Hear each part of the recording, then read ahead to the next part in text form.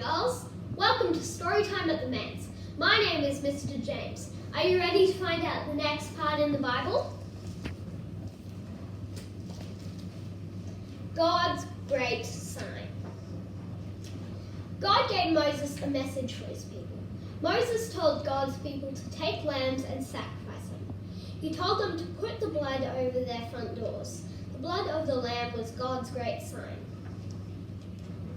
That night, the Lord took the lives of the firstborn in homes that did not have God's great sign. Many Egyptians died that night. But the Lord did not take the lives of the firstborn in homes that had the blood over their doors. God passed over the families of Israel. At last, Pharaoh stopped pretending to be God. He listened to God, told God's people to go. Can you see the grandpas, grandmas, and the men and women and children and grandchildren, and the flocks and herds are all going?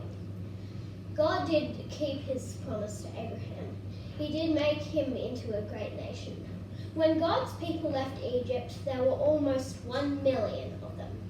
Do you know what God did next? God gave this great nation his good word.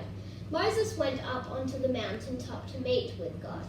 God spoke to Moses, and then Moses told all the people what God had said. Moses told them how to love God. Moses told them how to love others. Moses told them how to live as God's people. And to make sure no one would forget, Moses had God's words written down in God's holy book. But do you know what happened? Something sad.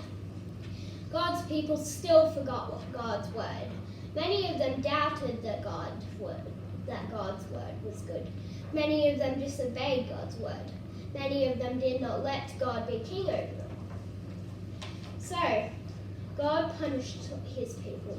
He made them live in a desert for a long, long time.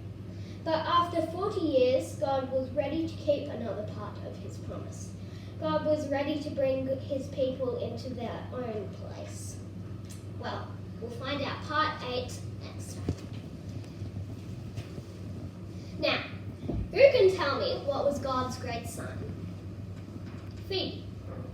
To kill the firstborn.